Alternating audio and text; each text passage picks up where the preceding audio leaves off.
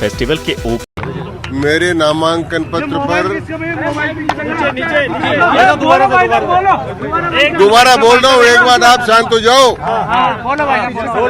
मैंने नामांकन दाखिल कर दिया है। मेरे नामांकन पत्र पर श्रीमती वसुंधरा राजे, गुलाब चंद जी कटारिया, राजेंद्र जी राठौड़, सतीश जी पूनिया, मदन दिलावर जी आदि सभी प्रमुख 10 नेताओं ने हस्ताक्षर किए हैं और 2 सेट में 20 विधायकों के समर्थन के साथ मैंने अपना नामांकन पत्र दाखिल कर दिया। नई स्लेट पर नई इबारत लिखना शुरू हो गई है, इसका मतलब वसुंधरा जी आपकी प्रस्तावक हो गई है तो बिल्कुल बिल्कुल मैं तो ऊपर करता हूँ बिल्कुल सही हो गई है और बिल्कुल सही लाइन पर सारा काम चल रहा है। घनश्याम जी, क्या आपके दूसरे भी उम्मीदवार आए हैं पार्टी के समर्थन? वो भारतीय जनता पार्टी का मैं एक ही प्रत्याशी हूँ, वो निर्दलीय प्रत्याशी है। भारतीय जनता पार्टी उनको अपना समर्थन दे रही है। घनश्याम जी, क्या लगता है कि नीतियों पर आप चुनाव लड़ रहे हैं? भारतीय जनता पार्टी की जो नीतियां हैं उन्हीं नीतियों के आधार पर मैं चुनाव लड़ रहा हूँ, उन्हीं नीतियों के आधार पर मैं काम करूँगा।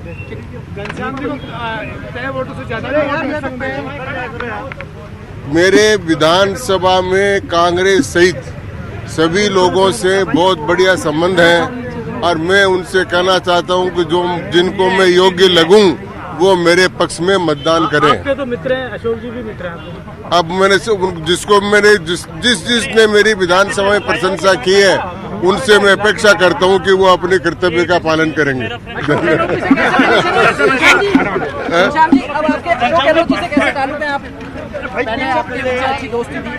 पहले भी थी, बीच में भी थी, आगे भी रहे, व्यक्तिगत है। बाड़ेबंदी की क्योंकि संभावना प्रबल हो गई, अब वो उसके बारे में पार्टी नेतृत्व बताएगी।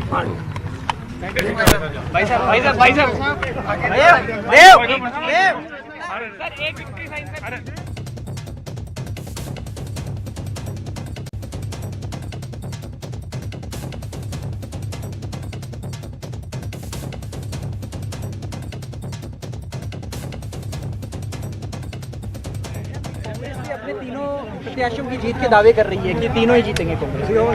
अब चुनाव में तो कोई हारने का दावा करने वाला चुनाव लड़ ही नहीं सकता। बाकी कांग्रेस की जो स्थिति है उसको आप सबको पता है। घनश्याम जी, पूरी पार्टी एकजुट नजर आई, क्या कारण है इसके पीछे? भारतीय जनता पार्टी पूर्णतः एकजुट है क्योंकि सिद्धांतनिष्ठ पार्टी है और अब सिद्धांतों के आधार पर पार्टी सारे केंद्र में और राज्यों में काम कर रही है। दो उम्मीदवार हैं, हालांकि निर्दलीय जिसको बीजेपी ने समर्थन दिया है, पार्टी के पास टोटली 71 वोट है। अब उसका सारा निपटारा जो विभाजन है वो प्रांतीय नेतृत्व करेगा। घनश्याम जी को विधायक और मंत्री के रूप में लोगों ने देखा, अब सांसद के रूप में किस तरह के घनश्याम जी नजर आएंगे? मैं जैसा काम करूंगा वैसा नजर आऊंगा। घनश्याम जी, देश में एक बार पहले भी अंतरात्मा की आवाज पर वोट डाले गए, एक बार भी अंतरात्मा की आवाज पर वोट डालने की अपील होगी? नहीं, मैं आत्मा जो है वो मनुष्य के शरीर से अलग होती है, इसलिए आत्मा शरीर के अंदर और बाहर जाती आती रहती है, इसलिए आत्मा को मैं ज्यादा बुलाना नहीं चाहता।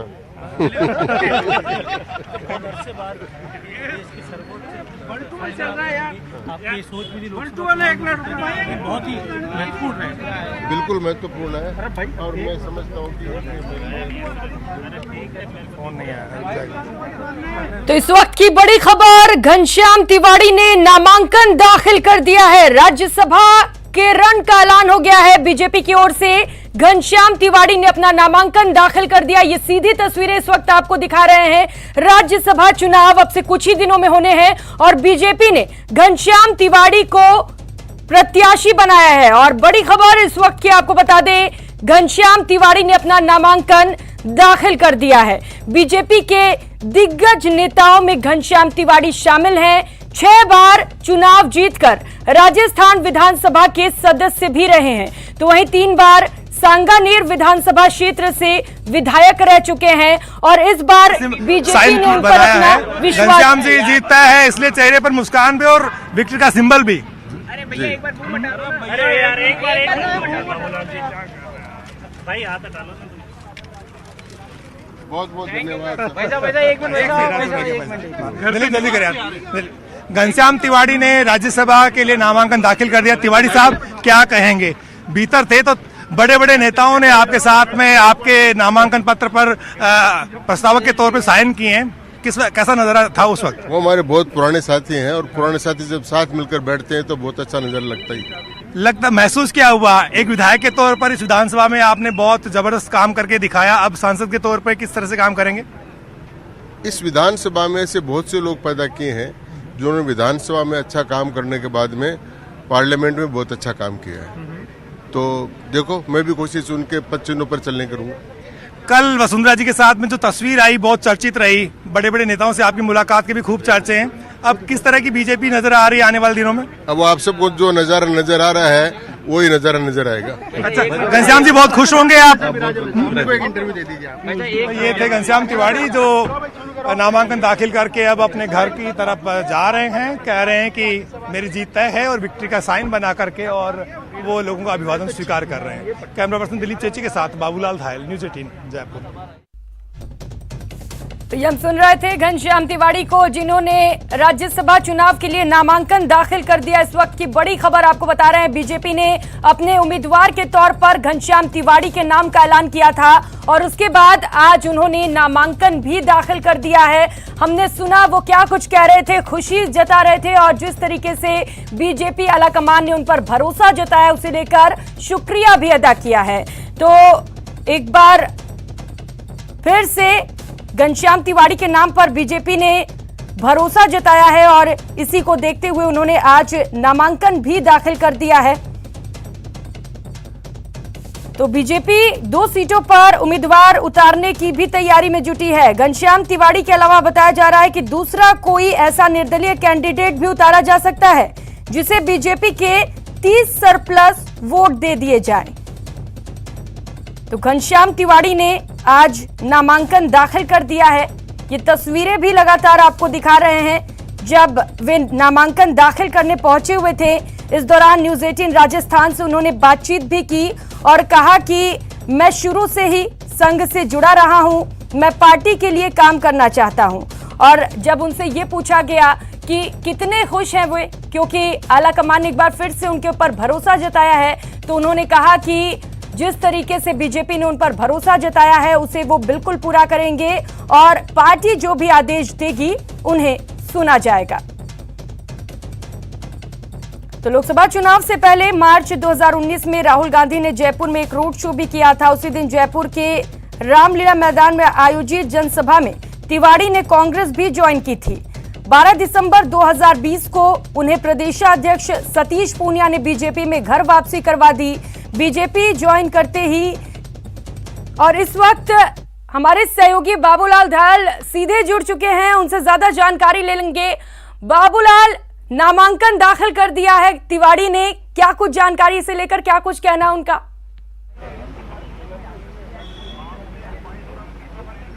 जी देखिए, चेहरे पर मुस्कान थी और उन्होंने विक्ट्री का सिंबल बनाया और जैसे ही विधानसभा गेट के बाहर निकले उसके बाद में उनके चेहरे की खुशी बयां कर रही थी कि उनकी जीत तय है और अब जो है बाकी की प्रक्रिया जो है एक औपचारिकता भर रह गई है।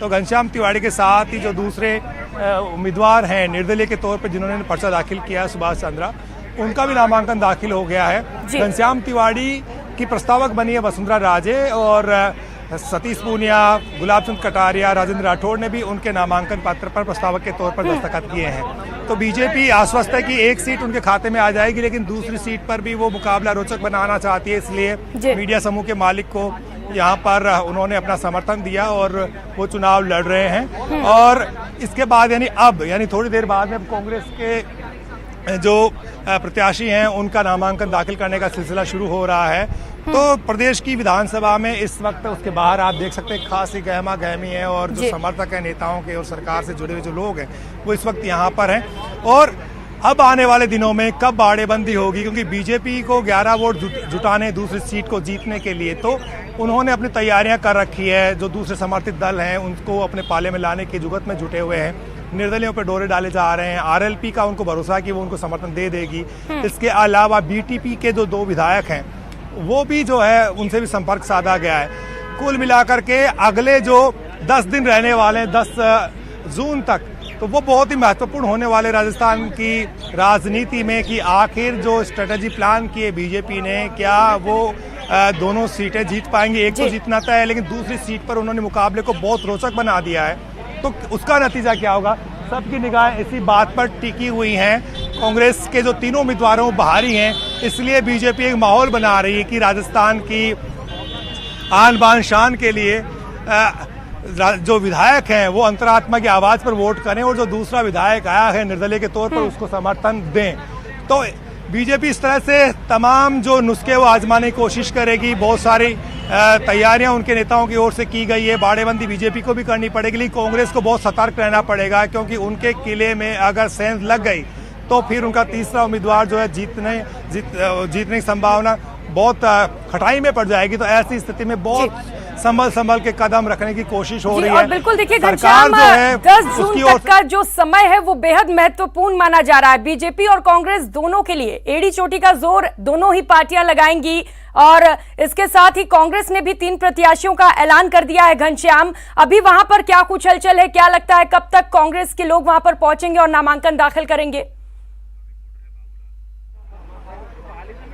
जी देखिए, सिलसिला तो शुरू है। विधायक जो हैं कांग्रेस के वो जा चुके हैं, कई मंत्री भी भीतर जा चुके हैं। नामांकन की प्रक्रिया अब उनकी शुरू होने वाली, क्योंकि बीजेपी के उम्मीदवार ने नामांकन दाखिल कर दिया, जो दूसरे निर्दलीय उम्मीदवार हैं उन्होंने नामांकन दाखिल कर दिया।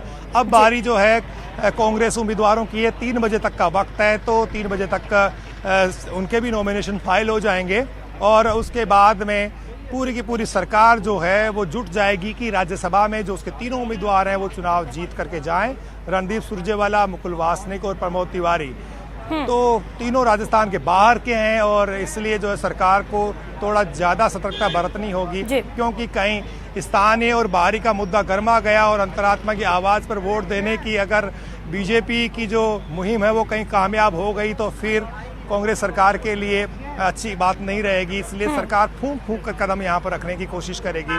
जल्द बाड़ाबंदी का ऐलान हो जाएगा और विधायकों को बाहर भी नहीं जाने दिया जाएगा। जो सरकार के समर्थित विधायक हैं अब तक, उसमें से एक भी ना टूटे, इसकी पूरी कोशिश अशोक गहलोत की सरकार करने वाली है। पुलिस तंत्र, पूरे इंटेलिजेंस चौकन्ना है इस वक्त, और एक एक जो विधायक है उन पर निगाह रखी जा रही है, क्योंकि थोड़ी सी जो भूल है, थोड़ी सी जो चूक है वो बहुत भारी पड़ सकती है और सरकार की किरकिरी हो सकती है। क्योंकि पार्टी के आलाकमान ने अपनी ओर से उम्मीदवार भेजे हैं, अशोक गहलोत की भी उनमें सहमति है। अशोक गहलोत यही चाहेंगे कि तीनों उम्मीदवार जीते तो उनकी जो धाक है पार्टी में और ज़्यादा मजबूत हो, उनकी जो उनका जो समर्थन है पार्टी में वो और उससे मजबूती मिले, क्योंकि कांग्रेस पार्टी इस वक्त जो है उठापटक के दौर से गुजर रही है। राजस्थान में भी खेमेबाजी है, तो बहुत ध्यान रखना पड़ेगा। कांग्रेस में अगर ये गुटबाजी कहीं असर दिखा गई तो फिर यहाँ हालात खराब हो सकते हैं। थोड़ी सी भी चूक जो है पार्टी के लिए भारी पड़ सकती है, और इसी में जो है ना बीजेपी भीतरघात की संभावनाएं तलाश रही हैं। उन्हें लग रहा है कि अगर उन्होंने किला भेद दिया अशोक गहलोत का तो फिर उनके बल्ले बल्ले हो जाएगी, और पार्टी का आलाकमान है भाजपा का वो बहुत खुश होगा कि जो असंभव था उसे संभव करके दिखा दिया। तो बीजेपी जो है वो पिछली बार उनसे बड़ी चूक भी हुई थी। एक दौर ऐसा भी आया था जब बीजेपी के नेता दावे करते थे कि वो सरकार को गिरा देंगे, लेकिन जब ट्रस्ट वोट हुआ तो बीजेपी के ही विधायक एब्सेंट हो गए थे विधानसभा से। तो पिछली जो गलतियां हुई थी पार्टी से उनसे उसने सबक भी लिया है, और इस बार जब बाड़ेबंदी होगी, जब वोट पड़ेंगे तो वो चूक नहीं करेंगे। वो बहुत ही संभल के कदम रख रहे हैं बीजेपी के तमाम नेता, और एकजुटता का प्रदर्शन भी कर रहे हैं। सतीश पूनिया जो है इस वक्त निकल गए हैं बाहर, वो उनसे पूछने की कोशिश करें। पूनिया जी क्या दावा करते हैं आप? ठीक है भाई, ये करो आराम से अब ये थोड़ा और छाया में आ जाओ।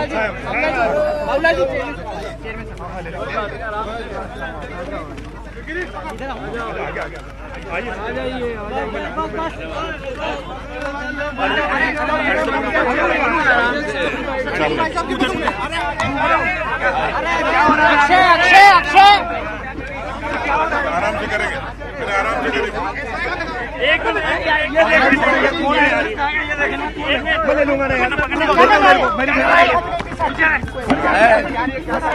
अरे आराम से अरे भैया ये तो नहीं सिखाया था तुम लोगों को यार, मैंने न्यूज चैनल चालू कर दो, ये तो नहीं सिखाया।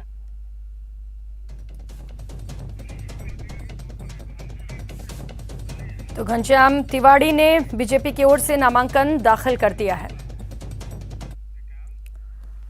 और रुक करेंगे अगली खबर का। राजस्थान पुलिस अकादमी में बैच संख्या 90 के दीक्षांत परेड समारोह का आयोजन किया गया। एसीबी के डीजी भगवान लाल सोनी ने इस दीक्षांत पुलिस परेड की सलामी ली।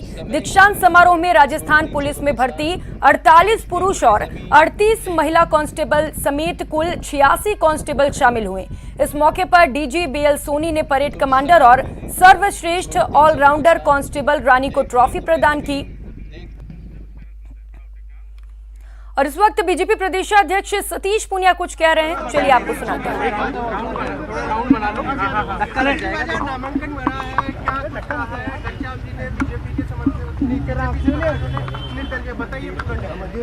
राज्यसभा चुनाव के लिए भारतीय जनता पार्टी वरीयता के हिसाब से हमारे पास में 30 वोट अधिशेष थे।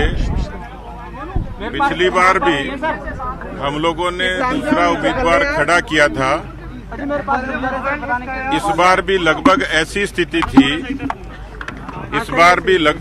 स्थिति थी और हम लोगों ने केंद्रीय नेतृत्व से यहाँ पार्टी के सभी नेताओं से सलाह मशवरा करके पार्टी के प्रथम वरीयता के अधिकृत उम्मीदवार के तौर पर श्री घनश्याम तिवाड़ी जी को उम्मीदवार बनाया है और उनका नामांकन विधिवत रूप से 2 सेट में आज दाखिल किया है। और उसमें आदरणीय गुलाब चंद कटारिया जी, मैं स्वयं, वसुंधरा जी, राजेंद्र राठौड़ जी, ये हम सब उनके प्रस्तावक हैं। राजस्थान की राजनीति में और इस विधानसभा में हमारे पास में जो दूसरी सीट थी उसके लिए हम लोगों ने श्रीमान सुभाष जी का समर्थन किया है। हमारे 30 के 30 पार्टी के सदस्य वो सुभाष जी का समर्थन करेंगे और इस समर्थन के साथ भारतीय जनता पार्टी के जो तमाम इस तरीके के विचारों से साम्यता रखते हैं, समर्थक हो सकते हैं, क्षेत्रीय दल हो सकते हैं, उन सब से हमने एक विनम्र अपील की है कि पिछले 3 वर्षों में 42 महीनों की जो राजस्थान की कांग्रेस पार्टी की अराजक सरकार है, आज किसान कर्जा माफी के कारण नहीं होने के कारण तंग है, जमीनें नीलाम हो रही हैं, बेरोजगारी राजस्थान में सर्वाधिक है, इसी तरीके से भ्रष्टाचार चरम सीमा पर और कानून व्यवस्था पूरी ध्वस्त हो गई।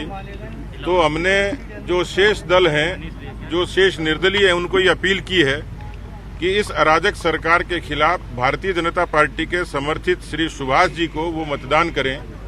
हमने व्यक्तिगत अपील भी की और मैं सार्वजनिक अपील भी करता हूं। मुझे पूरा भरोसा है कि जिस तरीके से कांग्रेस के भीतर अंतर्कलह है और कांग्रेस की इस अंतर्कलह के कारण राजस्थान की गवर्नेंस पर इसका असर पड़ा, राजस्थान की प्रजा को भुगतना पड़ा, तो ये तमाम उन लोगों को जो राजस्थान के किसानों से ताल्लुक रखते हैं, बेरोजगारों से ताल्लुक रखते हैं, राजस्थान की आवाम से ताल्लुक रखते हैं, उनके लिए एक ऐसा अवसर है जब इस भ्रष्ट और अराजक सरकार को सबक सिखाया जाए। मुझे पूरा भरोसा है, जो जानकारियां मिलती हैं, जिस तरीके से नाराजगी और निराशा कभी पत्रों के माध्यम से, कभी शब्दों के माध्यम से प्रकट होती है, तो ये सारी नाराजगी जो आज धुएं के रूप में दिखती है, कभी चिंगारी के रूप में प्रकट हो